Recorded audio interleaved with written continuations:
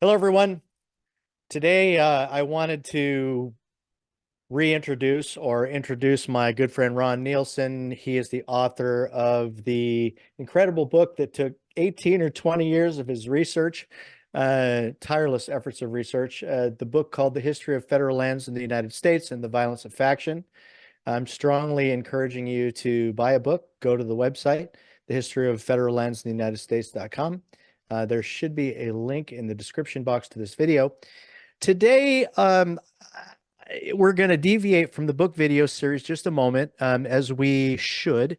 And it's time to have a serious dialogue and expose the truth about I call it patriot rhetoric, regarding the United States is a corporation through the Act of 1871, that law enforcement, commissioners, people of all elected officials, judiciary have had to deal with.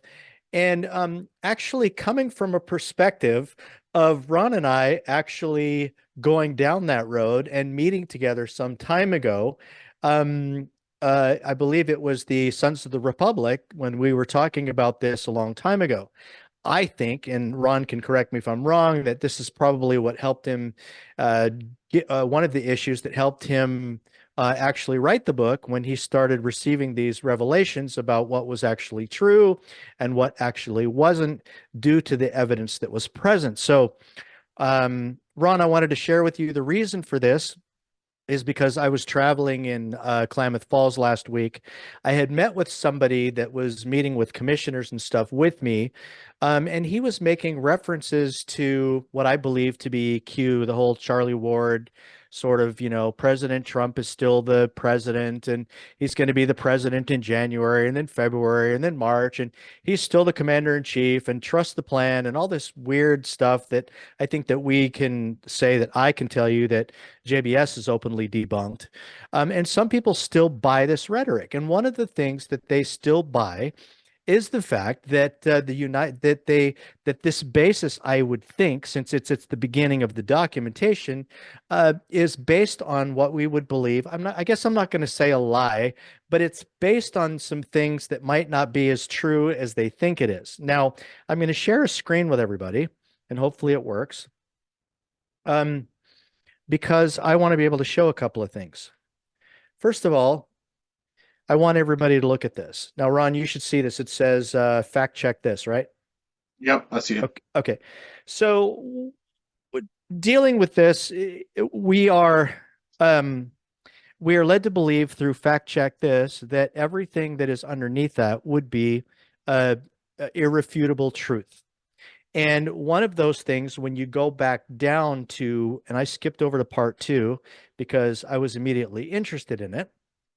And I believe this is Q drops. I could be wrong, but it still has the same flavor. So, part two uh, document, I must say, it looks like it's very well researched. There's a lot of links and everything else that provide some truths of some of the statements that were made, but there are some things that are said where there is no evidence, and that we are actually led to believe that because of the links that were there, that the things above it were true. Now, this one begins by saying, as you can see, that would you care to enlighten me? So this one's talking about Ukraine, but what it really does is it goes back to protecting the corporate United States interest in corporate NATO, and going back to the fact that the United States, by law, by U.S. law, it says, it doesn't show what law, became a corporation in the Act of 1871, and you guys can read. Now, I would be inclined to say that if the first thing that ever came out of your mouth was built on something that was not necessarily true, it could cause tremendous damage for the rest of the documentation that has been provided on this website. So I know, Ron, since you and I have been studying this, and I was more a follower of you at that time because you're the research head, um, I would like us to be able to just blow this wide open once and for all, because I'm not sure anybody else has ever done it. And I don't believe that there's anybody more qualified to do it than you. So, with that long introduction, Ron, thank you for joining me and welcome. Well, thanks for having me. This is a really important issue. I didn't. I'm going to have to tell a story to everybody. I've hesitated doing this because it can bring some undue attention to me that I didn't really want. But I don't see any way out of it now. I'm just going to have to tell everybody why I believe and why Tom believes that I am specifically situated to be able to address this topic. So I'm going to start from the beginning. In roughly about 2008, I started a group called Sons of the Republic in Idaho, which I've told this story before. And I started with a few friends of mine and my brother. And we wanted to be a government watchdog group. And it was right at the end of, like I said to everybody before, it was right at the tail end of the whole banking fiasco that happened in 2008. Everybody lost a lot of money. We realized that the government that we had was bailing out the banks and this sort of thing to the detriment of the citizens of the United States. And we were paying for all of this stuff. And, everybody knew that that wasn't right. So we figured that something had to be wrong with government. So I formed Sons of the Republic. And very soon after we formed, one of our members came to us with the 1871 United States as a corporation thing, right? It was being presented by a guy named Tim Turner. Tim Turner was ex head of FEMA in Florida. That's the Federal Emergency Management Agency. And he was one of the heads of FEMA in Florida when somebody approached him with this information, probably somebody in government from what I understood at the time, and convinced him of this situation. The evidences that were used to convince him, and of course subsequently convince everyone else that the United States was a corporation, were two pieces of evidence, and it had a bunch of surrounding evidence, but two key pieces. Evidence number one was an 1871 Organic Act of DC, and then the other evidence was the dissenting opinion in Downs versus Bidwell. Now, obviously, in the document that we're looking at here, they changed. There's been a change. It used to be that the evidences that I just said to you were the evidence being used, but now it's this 1871 President Ulysses S. Grant treaty with England that waived American sovereignty and put us back under English rule. So there's a lot of problems with the way that these people use history to support their theory. And you have to look at this. Well, when we're done, we'll look at it, and I'll talk about the perniciousness of this mind virus. But anyway, so I start this group, and we're reviewing the evidence and looking at all this stuff. My constitutional mentor, in a meeting very, very early on, he said, "Ron, I think there's some problems, some legal problems with this dude's premise." And that's what started the whole thing with the meeting between him and I. And he slid the Constitutional Encyclopedia over to me to Article 4, Section 3, Clause 2, because part of the evidence is being used by Tim Turner and his group was the Downs versus Bidwell decision. So he found it, isolated it out of Article 4, Section 3, Clause 2, slid it over me, had me read that blurb, and that's what began this whole thing. So this really got started because the evidences that were being used to support Corp USA were part of that Bidwell decision, the dissenting opinion specifically. So that's when he asked me, he showed me this, and we looked at, and I read the opinion, the whole Downs versus Bidwell case, and I realized at that moment, while this was still going on, like the whole, the secured part creditor thing had taken a hold of my organization. And Tim Turner and his group had created what they call the Restore America plan. And he created that in a merger with a dude named Sam Kennedy. And so what was being presented to us was that the United States military is very similar to this right here. This is back in 2009. That the United States military understood that we had a problem domestically in the United States and they wanted to address it. And one of the ways that they thought they could address it was by serving letters on all 50 of the United States state governors, and that notice would say, and did say, either swear allegiance to the United States Constitution, or we're going to remove you with a military detail. Now, there was no talk ever that there was a military detail to do this. This was an operation. We didn't know it at the time, but this was an FBI CIA joint COINTEL, or not COINTELPRO, but PATCON operation. And the FBI ended up interviewing everybody in my group. They interviewed everybody that was involved in this across the United States, and this was a big deal. This made national news for days, like 2 or 3 days, and then it just went away. You could still find that news. And I had this conversation with the dude on the phone yesterday, and he, he says, "Okay, I understand you now," as if to say, "Okay, you're involved in this Patriot mythology crap." He doesn't know anything.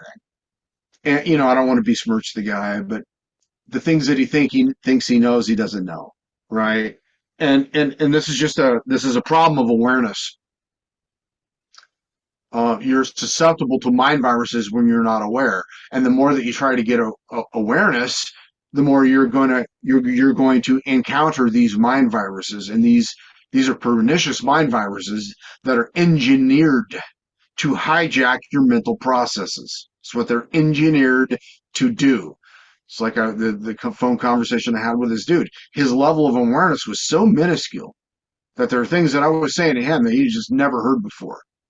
And that's just because his level of awareness is elementary, right? So, and I'm not saying these things to besmirch or deride. That's just the truth of it. Everybody's got different levels of awareness in the world, and that's just something that we have to deal with, right? So, okay. But I think part of the problem, if I could, I think part of the problem is that, the media gets a hold of this. They say, okay, these are submissive people. They're trying to be able to take down the United States. And really, I think what it was a bunch of concerned citizens. I know when I joined, I was a concerned citizen. I recognized that there was something wrong. At that point in time, I was far more emotional than I was intellectual. And so I was looking for something to be able to fit the narrative that I could, to be able to provide some possible solutions. And I think a lot of us ended up getting in places where we probably shouldn't have gone because of the lack of information that we had, or the correct information. And there was really nothing. There was really nothing like, overthrowing the government or the things that they had accused us of. But right now, the way that it is just to be able to set the record straight so that people don't continue down this path and to continue to propagate these lies or this misinformation. So go ahead. Yeah, you're 100% correct.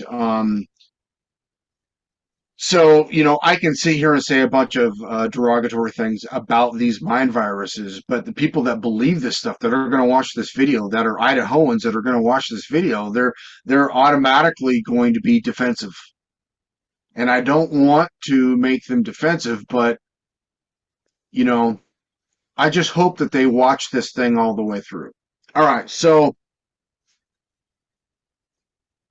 all of the groups that were part of this operation, and this operation was literally called TRAP, the Restore America Plan, or TRAP, meaning trap.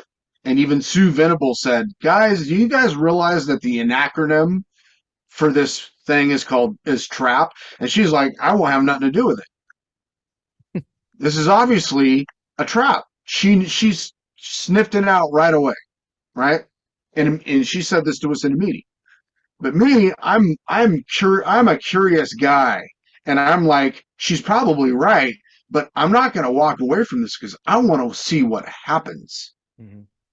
I want to see how the government uses this. That's what I want to see. Government's running domestic operations. I want to know what, how, when, where, why, who. I want to know as much as I can.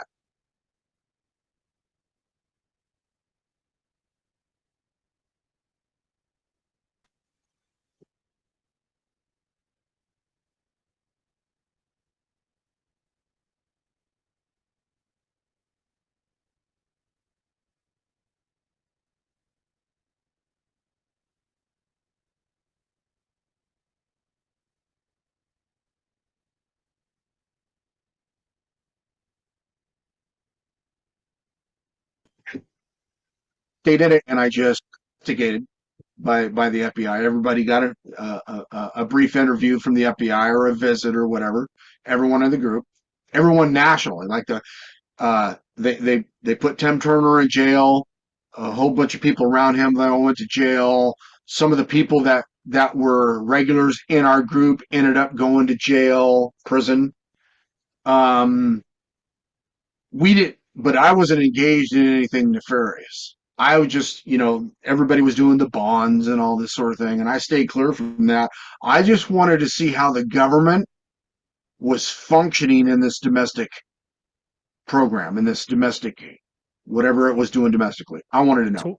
To what I knew, it was pizza at Garbanzo's, every whatever it is, every month on Thursday, and an education thing. We talked about all kinds of things. The Admiralty Law. We Yeah, talked about water. We talked about the buoys. We talked about the UCMJ. We talked about all that stuff. I didn't see anything that right. wasn't, anything that other than wow, this is really interesting information. So I was Well, hooked just because it the was FBI ended up sending agents to our meetings after that. Right. We had a steady presence of the terrorism task force members, not all of them, but a few, and some FBI agents would come to our meetings and sit there and listen. And of course, they're like, you guys don't know what you're talking about. You guys are up in the night and all this stuff. But they were like, well, you're basically harmless. right. Which is I'm glad they came to that conclusion, because if they knew that I was amassing all of this data so that I could understand domestically how they were running domestic programs, I don't know, things might have gone differently. But I never let that out. That I was, and really, I didn't plan on writing a book. I was just extremely curious, and I wanted to know. Here's what I wanted to know, Tom. I wanted to know why they were concocting these mind viruses, these Patriot mythology mind viruses. It was obvious that they had concocted this thing. And I wanted to know why they were using territorial components in this mythology, for the purposes of capturing. Well, they were after conservatives, I'm pretty sure, For right? sure. It's the conservative ideology that makes them susceptible to these style of mind viruses, because it triggers their patriotism, triggers their desire for a constitutionally cohesive governing structure. It and there's a historical component in that it taps into the reorganization that happened after the Civil War, and the fact that the reorganization wasn't what everybody thought it was, right? So it tapped into a whole bunch of very I effective think I mind wanted to know the virus, truth about American very history. effective, right? Right. So when I dismantled the mind virus and then reassembled it, I realized this thing was engineered, had to have been engineered, because it was tackling all those different things, and it was giving an explanation for all of the things that the conservative mind sees in the world that they think is wrong or unconstitutional or not the way that government is supposed to work, etc. And Okay. it So we provided good. so we have an understanding that it's a mind virus. I would say, in my own ignorance, I might say, well, this is just a part of history. This is something that happened. Do we have the correct understanding of history? Do we not? Was it, I wasn't even thinking, was it an intentional mind virus? Who actually did it? Those were left for other people. I didn't have the mind to be able to understand any more than, well, did this really happen? Did it really exist? Is it really what they say it is and all of that? So I know that there was a bunch of us that were there that believed that. So now that we believe that, that this was, if this was a mind virus, as you allude to, whatever, um, I really want to be able to get down into this and not necessarily talk about why it is or what it's for, unless you want to go there. I want to be able to prove to people that still believe this, why this is not an accurate assessment of what they claim. Let's get into it. So we'll look at the original. This thing manifested originally as the 1871 Act of DC, Organic Act of DC, but I've been very vocal about that for years now, and so I'm watching this mind virus mutate. It's a mutating mind virus, just like any other virus. It's mutating, and as it mutates, it's taking on different. Um, it's like like the document that you have. Instead of using the previous evidences before, it's mutated to provide different evidences now, right? So we still have to deal with all of those and show that these, even the treaty with England in 1871 did not hand over sovereignty of the United States to England so that we're under English rule. That's just preposterous. Okay. So I'm going to do a screen share and we're just going to start looking at some things. Um, First of all, let's look at this treaty thing.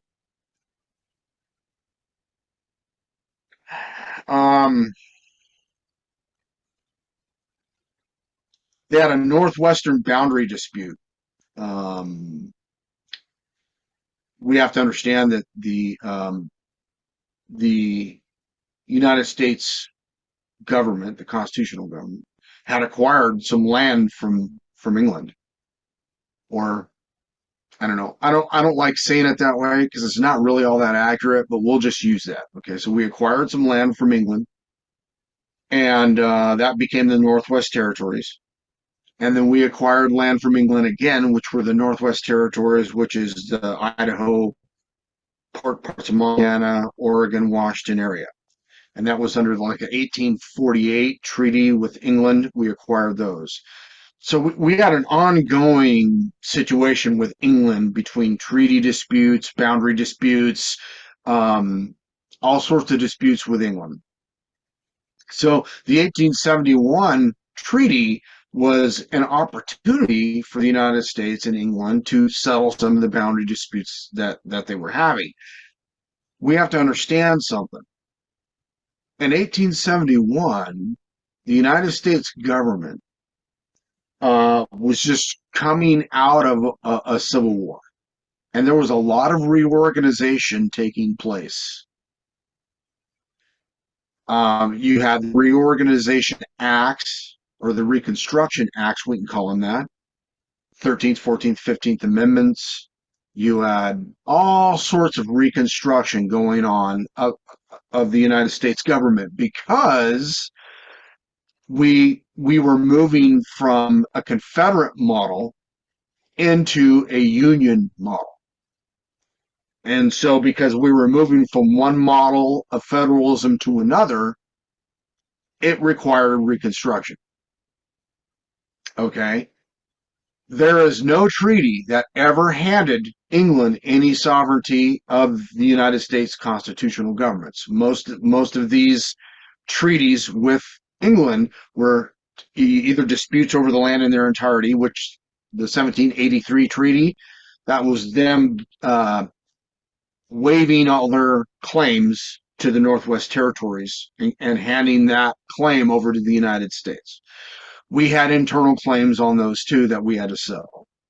So that the claim of that paper that the treaty handed sovereignty of the United States over to England is just not even remotely true. Not even remotely true. Um, but we need to look at some other things that are true. For example,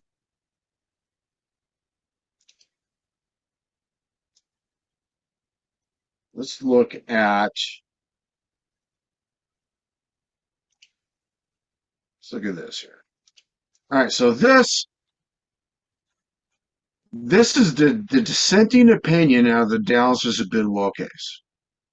This is one of the pieces of evidence that was used to show that the United States is a corporation. And it came in the packet that we got from Tim Turner. And it had this portion in it. This was I move my right here. Right there. That portion of this opinion was used as evidence to support Corp USA, because Corp USA is a different form of government, and it says right here that the United States had two systems of government. I'm going to read this one more time. I've read this before here. The idea prevails with some, indeed, it found expression in arguments at the bar, that we have in this country substantially or practically two national governments. One to be maintained under the Constitution with all its restrictions, the other to be maintained by Congress outside and independently of that instrument by exercising such powers as other nations of the earth are accustomed to exercise. Can I interject? Go. Yep. With what I've learned from you, and I hope I'm not bastardizing this, but I see one thing that comes out over anything else, and that is when we talk about our book review and we talk about the importance of the judiciary. What we find out is there's an Article 1 administrative application and an Article 3, and there's an Article 3 judiciary as well. Is that what they're referring to here? Because in all actuality, I think we've discussed before that there weren't just two, there were three. There was the Articles of Confederation, right? There was the Yep. Northwest Ordinance under Arthur St. Clair, and then there was the emerging acceptance of the United States Constitution. Am I right? Sort of. Okay. All right. You're close. Like your brain's in the right. Okay, good. You're traveling down the right street. Okay. I'm gonna go a little deeper. Okay. Okay. I have to use the term systems here because it's the only way that the human language that I can break this down. I'm going to use the word systems. I got, there was some dispute over the word system a few days ago, and I don't want to, I don't know. It's I fine. don't want to have all these disputes all the time, but Right. I'm going to use the term system because that's what this dissenting opinion is pointing out, that the arguments at bar by the Department of Justice was that they were telling the court there are two systems in operation in the United States. There is I'm going to explain it. You're not going to get that from the case. I have to explain it from a very wide amount of documentation. It would take me forever, literally forever, to convince somebody about what I'm going to tell them from all the documentation that I've read, because I've read that much. Excuse me. Okay. So I'm boiling down years worth of reading. The Department of Justice is pointing to two different systems: the territorial system that created the United States and the constitutional system, which are two separate systems. And he's saying here that the Department of Justice was calling that other system a government. Two national governments. because the way that Congress operated the territorial system was as a territorial national government, just like it says right here. It's true. This is true. There were two national governments. What is the Department of Justice saying here in its entirety? What it's saying is that because these two systems have been operating side by side with each other since day one, we are telling you, Supreme Court, that there is absolutely no reason to stop doing that. Mm. And we need your sanction to make sure that you understand this is our plan, this is what we're going to do. That's what's being said here. Now, along with this other system, this territorial system, comes what you were talking about, the tribunals and the Article I courts. Now, in the territories, they were all tribunals. Right. But upon admission, one of the things that we get for the state of Idaho specifically is Section 16 and Section 17 of the Idaho Admission Act, in which the agreement between the government, federal government, and the state of Idaho was that the district court, the Idaho Federal District Court, and the Idaho State Courts. In fact, let's boil it down to this. Every judiciary in the state of Idaho would be, upon admission, the successor of the territorial court. Now, it took Dave and I a while to figure that out. Here's what we think we're pretty sure that it means. That the state and the federal courts the federal courts would have an Article I and an Article III power, and the state courts are going to have to be structured in such a way that they recognize the Article I administrative power of the government over its property. So it's like you could consider it judicial notice of the government's legal position over its land. Okay. Well, this is good because it directly correlates with your book. So right, and I wrote this in my book because people need to understand something here, right. And that is that the United States government is operating a long-range program. And the long-range program of the government, spanning decades, is to seize control of its land, turn it into property, and not dispose of it as was per the mandate. And in the plan to do that, they've had to do some unconstitutional things. That's just the reality that we live in. And to protect themselves in this little scheme,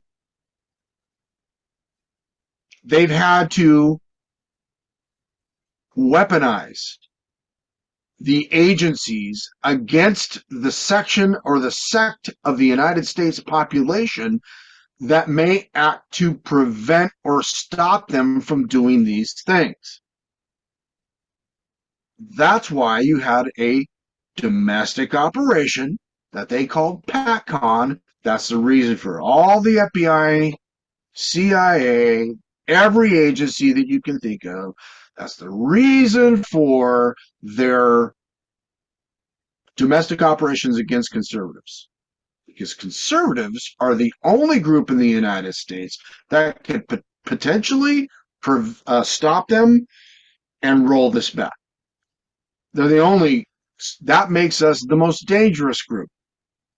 in the United States. So as long as we're misinformed and sharing patriot rhetoric, I mean, it wouldn't matter what political affiliation we had, right? Just keep us in the dark and we can never Right. win. So if you're the Yeah. government and you got an enemy, and that enemy just happens to be domestic, but that enemy is they're American citizens, born and bred here, and you've now said, okay, you are my enemy because of what you potentially could do.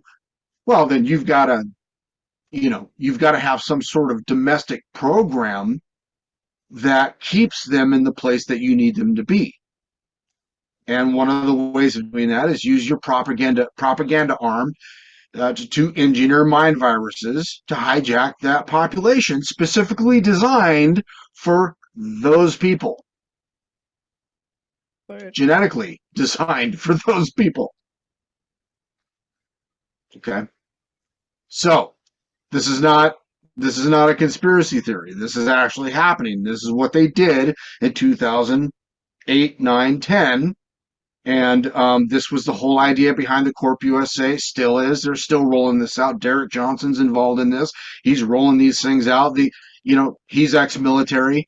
Now, do I say he's got a handler and him and his handler, or I don't know. Maybe he's been hijacked too.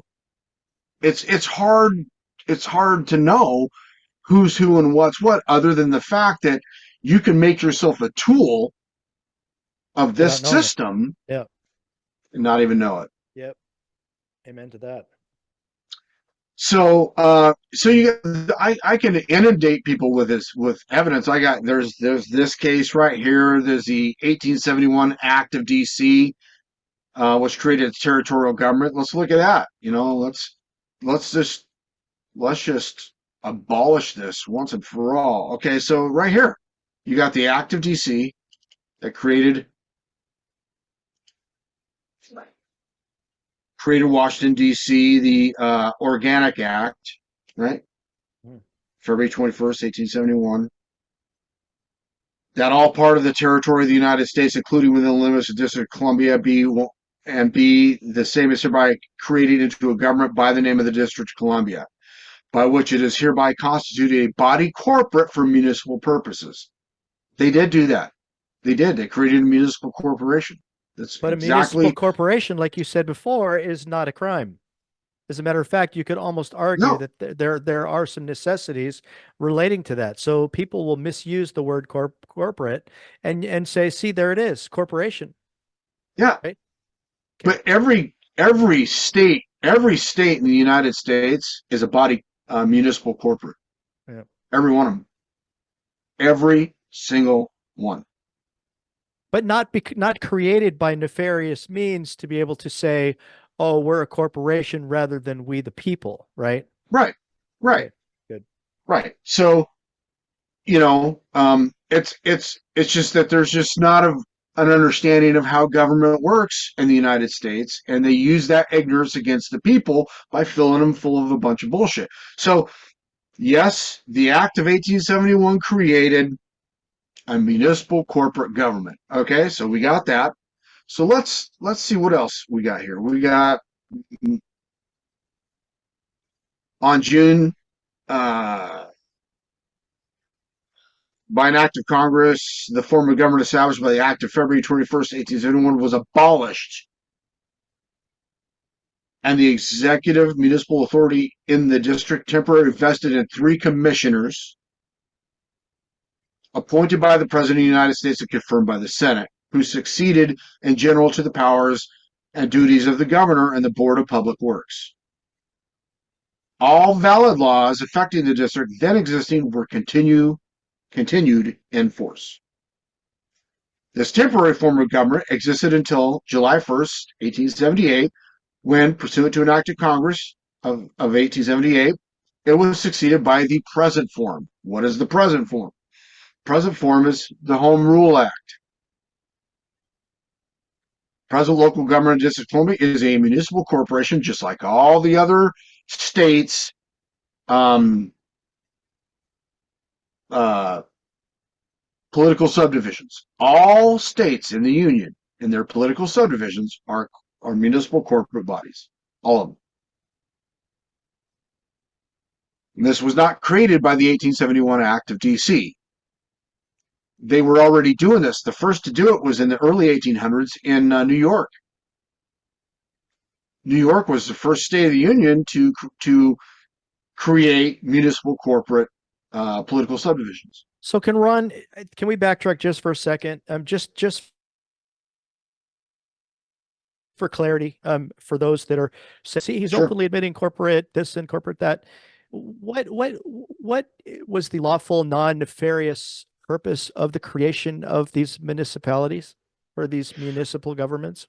What was Well, the because we needed a system, we need a commercial system, and I explain this in the book, and this is going to be hard for people because they've been lied to so much that they're not going to understand what I'm saying. But the United States commercial system was designed for us to do commerce with the property that we got from the land disposal Amen? system. Hmm. So we were supposed to get some land, create a commercial activity on it, and then the states and the federal government had to sort of act in a commercial manner to support the activities of the commercial business of the citizens. So the whole thing was supposed to be a corporate structure. Right. It was designed to be that way, with the idea that it was the citizen who was going to drive that commercial activity, and then the state and the federal apparatus would administratively see to the needs of the citizen. If we needed roads for commerce, they'd build roads. If we needed docks for shipping, they'd build docks. If we, And so whatever. the administrative side of this also has a non-nefarious application, which you just Right, alluded to. So, okay, good. right. That's good Now, granted, a lot of this stuff has been hijacked, but it's for not sure. been hijacked in the way that people think. Right. The hijacking has occurred because the territorial component of the government has been used to do the hijack. The territorial component. Because, again, the government is composed of two parts, a territorial part and a constitutional part. You can call it jurisdictions. Dan Bongino does. I was listening to Dan Bongino a couple of years ago, and he's like, he was telling everybody, look, you need to understand something. The United States government has two jurisdictions, a territorial jurisdiction and a constitutional jurisdiction. He's 100% right. 100% correct. But let's look at it a different way instead of jurisdictions, which is all jurisdiction is authority to do something, authority to act. That's jurisdiction. But they have two components. They're made of two components, a territorial component and a constitutional component. Okay. Now, can those components act in a corporate manner? Sure. There's nothing stopping them from acting in a corporate manner. Acting in a corporate manner doesn't automatically mean that everything is corrupted. Right? Yep. It is the actions of the people that do the corrupting. But in this case, in the case of the United States government, in order for them to achieve the power that they needed to achieve, they had to use the territorial component of the government because it was the only thing that the government had at its disposal that could circumvent private rights. And the only way that they could get done what they wanted to get done is they had to circumvent private rights somehow, because private rights would act to prevent a lot of this stuff. So they just used the territorial component, removed private rights from the space, and that's how the government's been getting done what it's been getting done. You utilize its exclusive territorial power. It's really that simple. There's not some, yeah, there's grand conspiracies. Yes, there are grand conspiracies. I will admit to some, the WEF plan, and there are some grand conspiracies, no question. However, this component, the conspiracy here, is that the government is actively hiding its activities in this area by injecting engineered mind viruses into the population to divert attention from itself. So in an effort to keep people engaged and not go, oh, there he is. Ron just went off the farm, and I don't want to reiterate it, but I think it's important to maintain listenership, increase listenership, um, by talking about things and asking questions that people need to is, people are going to have a hard time going, I've always grown up trusting the government. The government has done really good things. Where does Ron basically get off saying that this for sure is a government instituting a mind virus propaganda campaign to be able to keep the natives restless? What are some of the indications that you have that justify your belief that this was intentional and not just, I mean, intentionally nefarious, not just intentionally like well, anyway, like the land disposal program versus the ownership program? Well, because the FBI was involved in the what we'll just call it the Restore America plan, the sovereign citizen movement. They were involved in pushing it from day one, and they admitted to it. And the Oh, well, CIA was that's a involved. big piece right there.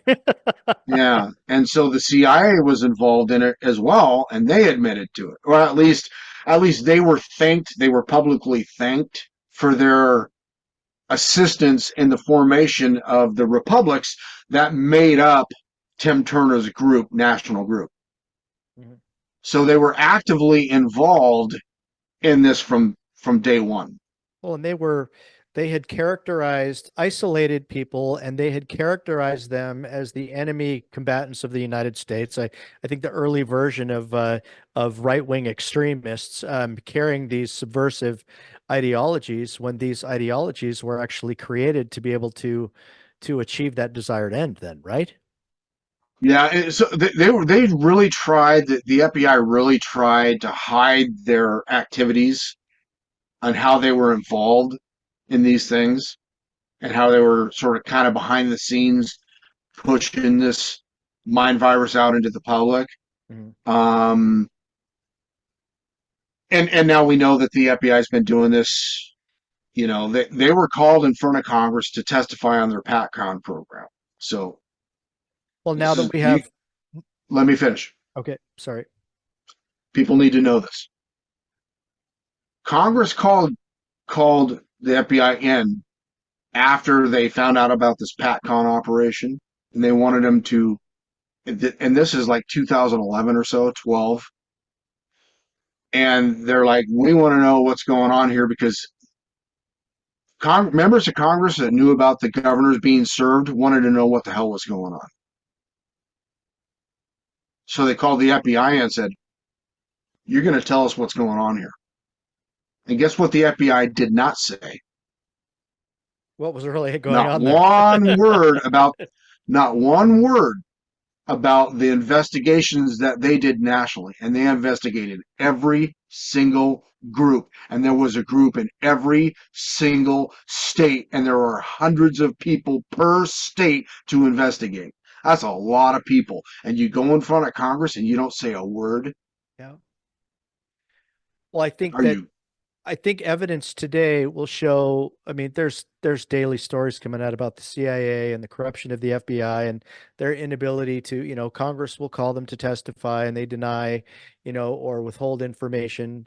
There was even when we talk about JBS will has been accused of, being radical conspiracy theorists and things like that, and we have to merely point out that at the CIA.gov website, there is a document that openly talks about the fact that they created the phrase conspiracy theory to be able to sort of detract or to distance themselves from the people that were questioning the JFK assassination. So they were openly, I would call it, the document looks like it was just out there to be able to classify certain people under a certain label. Right. Would you say Yeah. that's And so when you look at the January 6th thing, we now know there were a whole bunch of FBI agents embedded in that thing. Mhm. We now know that. And so we have enough evidence about FBI activity domestically to say for certain that the United States, the FBI, has been infiltrating right wing groups in the United States for decades and coercing them into doing things that maybe they wouldn't nationally normally do. And the entrance into the White House during January 6th was a classic example of something that we talked about. I That's mean, right. Well, they were under complete territorial let exclusive me ask. jurisdiction, right? Yeah, exactly, exactly. And let's look at the Ruby Ridge incident. Does anybody know how Ruby Ridge got started? It's good to reiterate that, man. Go ahead. Let's get into it. So, the FBI had been doing domestic operation, and it came across what's his name? Him and his wife. Anyway, dude was a patriot. There was this patriot mythology stuff going around, same stuff that we're talking about right here. And him and his wife were involved in some of this. And there were FBI agents embedded in their group. And so one of the FBI agents is like talking to him, "Hey man, I could really use a gun. I need a sawed off shotgun. Can you get me one?" And um, what was his name? Um, Here, look it up. Hold on. Okay, so Randy Weaver. All right, so the Weaver family. So the FBI agent convinced Randy to go over to his house, and I mean, he just really talk. You know, come on, you can sell me a sawed off shotgun. So Randy goes, screw it. So takes him over to his house, goes down in the basement, gets a shotgun, and gets a hacksaw, and cuts the barrel off. Says, "Here, you can buy this." That's what they got him on. That was the original reason. Okay, this is the FBI, folks. This is what they're doing domestically, and they're doing a lot of other things, even right now. Um, One of the things that we didn't know at the time, we know now, is that the FBI has two functions that have been merged together and it should have never have been. They have they have their normal criminal division, and then they have a national security division. And it's the National Security Division of the FBI's merger with the criminal division that's causing the problem.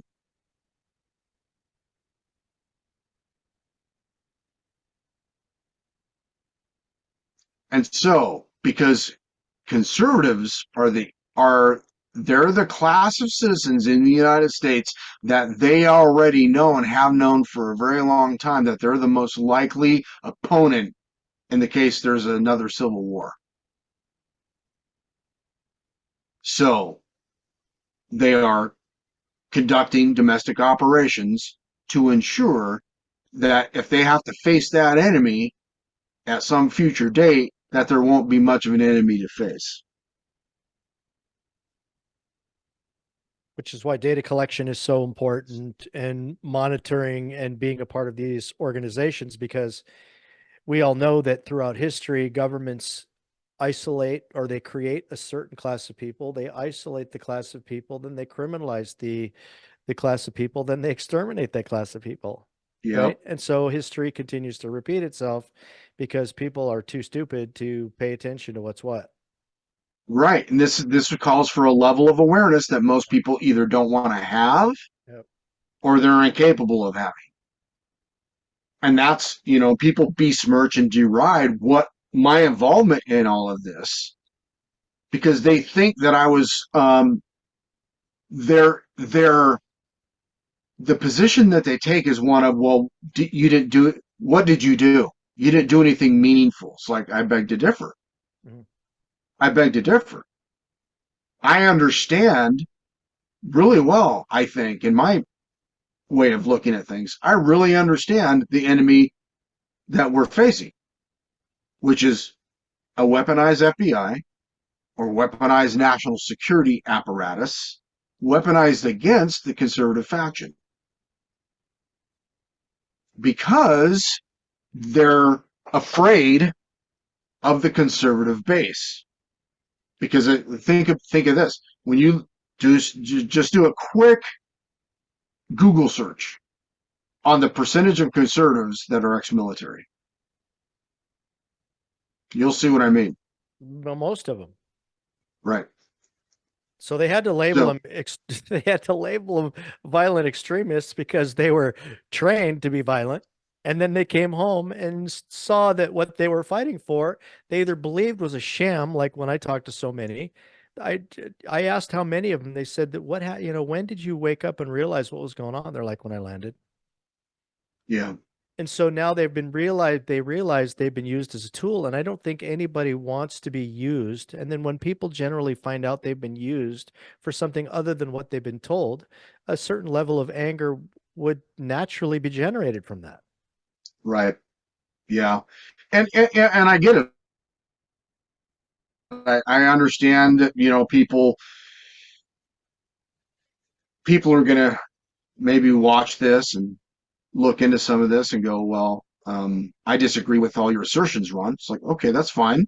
That's fine. You can think that I'm off my rocker, but here's the deal. Like, if you look at the sovereign citizen movement, there's even Wikipedia talks about the conspiracy theories that arise out of this. It's like, everybody knows, everybody knows that the entire sovereign citizen movement and the belief structure is a series of conspiracy theories Hmm.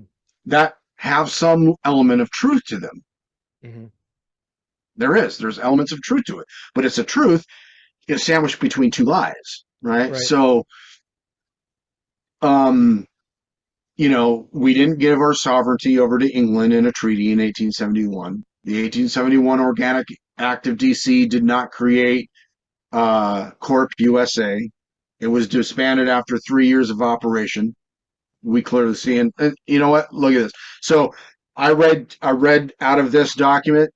Here's what this document that I'm reading is. This is an official government document Which is called from. for the viewers.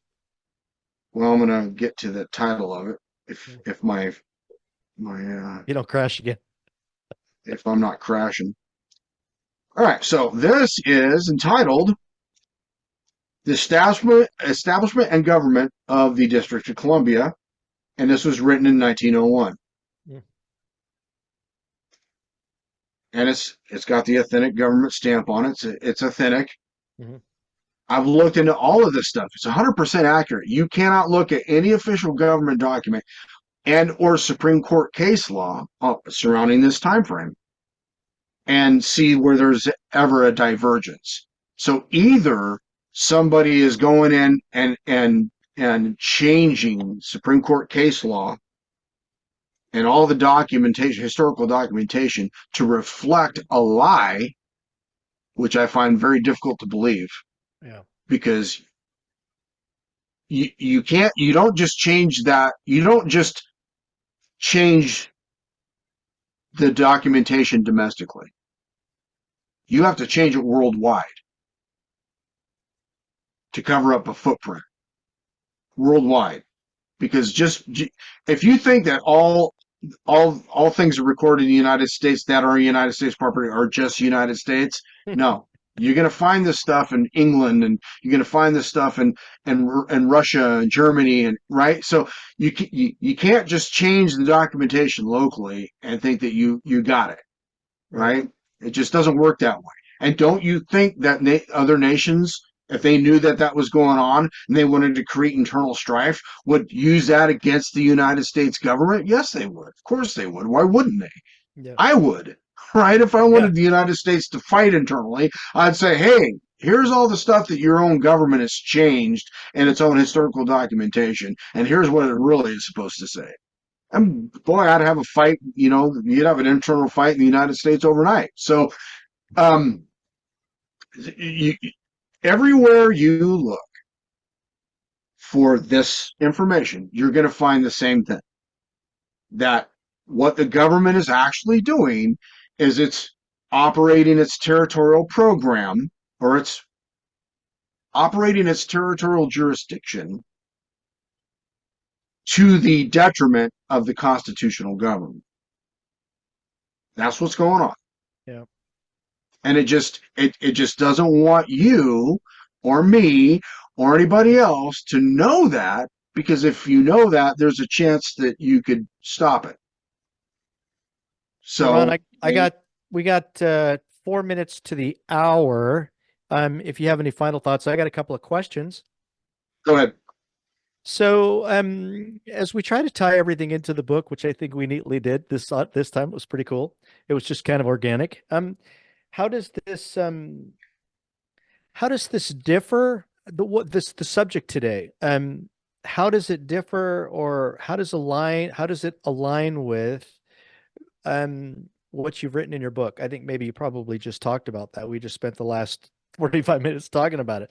But I think Well, it's really no. good to be able to bring it home for the people about Yeah. why the book videos are important, why your book is important, and why people need to read it. So if you think, okay, why come up with a few questions like, for example, why would the FBI try to cover up the government's use of its territorial power? Why?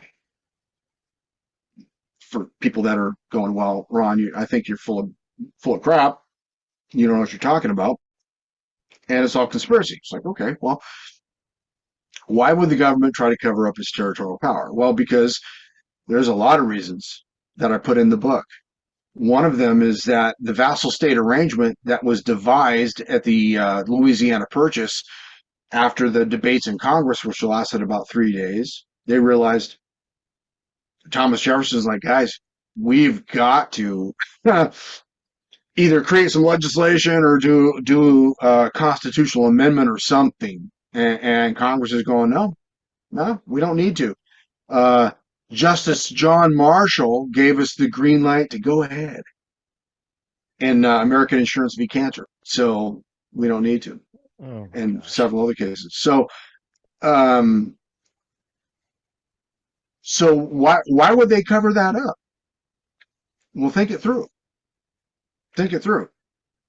They got to If you don't, maintain. okay, so if you don't want to be stopped in doing something, like let's say you're doing something and it's a zero sum game, meaning that uh, there's only X amount of freedom or X amount of prosperity in the system, and you want to shift that prosperity only over to one side because you're playing a zero sum game. Mm. Well, to maintain that over a long period of time, you gotta play the game a little dirty. You do, because over time, the people at the bottom in the nosebleed section, they're going to start bitching and complaining about things not being equally fair in the system, Mhm. right? You're going to have riots and this sort of thing. You know what happens when the peasants are revolting. Yeah, they carry So pitchforks. yeah, so you've got to, if you're playing a zero sum game, which is what the government is doing, playing a zero sum game, you've got to create a system that protects you Mhm. in this game that you're playing, and you have to throw your potential pursuers and detractors and revolutionaries off your scent. Mhm. And now that we've got technology, there's a lot of ways that the government can throw you off their scent. A lot of ways. Yeah. Well, if the whole idea, even from a land perspective, it or and a government in, uh, I don't even know what to say. I was going to say intent, but that's wrong. In other words, if the idea of the creation of the Northwest Ordinance was to be able to create a land disposal program to work on behalf of the citizens, to empower them to create states, to become prosperous and all of that, and it decided to shift gears and said, no, we're just gonna maintain all of this land to ourselves. I mean, that is a major difference. And if the citizens found out that the governments were supposed to be working to that end, to be able to help the citizens, and they decided instead to be able to operate in a nefarious means, we've got some serious trouble where you have these citizens now realizing that a government was going to work on their behalf is now working against them to maintain proper ownership. Anyway, it appears that we've lost Ron at this time.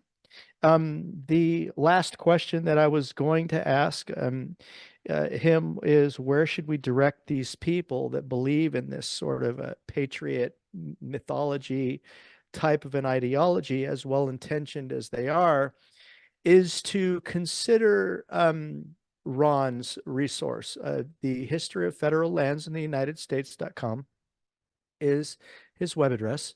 We're encouraging you to buy the book. It is a worthy read. I've read the book twice. I've heavily notated the book. Also follow along, not instead of, but as an accompany to these book videos where we go through a chapter and verse discussing the book to help substantiate some of the claims that he makes in the book. So I think that that type of a direction would yield much more success, although it is a lot more work than buying into something that we've been told. And we have to make absolutely sure that what we are told is as accurate as possible so that we are not making mistakes. So I thank you guys for being with us today. I'm sorry that we lost Ron at the end. Please continue to follow along with us on our book series. Go to the History of Federal Lands in the United States.com. Follow us on Rumble, follow us on Spotify, and follow us on YouTube as we continue to go through the series. Make sure that if you have any questions that you reach out to Ron directly, either on his website or on the video platforms that I've mentioned earlier. If you wish to be able to challenge him on the narrative, I would urge you extreme caution, but I would welcome you to do so, because if we can both start talking about if we could start fleshing out our different perspectives and our ideas, and we can supply evidence, our goal really is to be able to make sure that we have a more informed electorate by understanding the truth about what's going on, by applying the consistent application of evidences that fit the worldview. So until next time, guys, I really appreciate you guys attending. And please feel free to offer any questions. If you're interested in knowing more about Ron, please visit his website or contact him directly on his website, the History of Federal Lands in the United States.com. Thank you so much.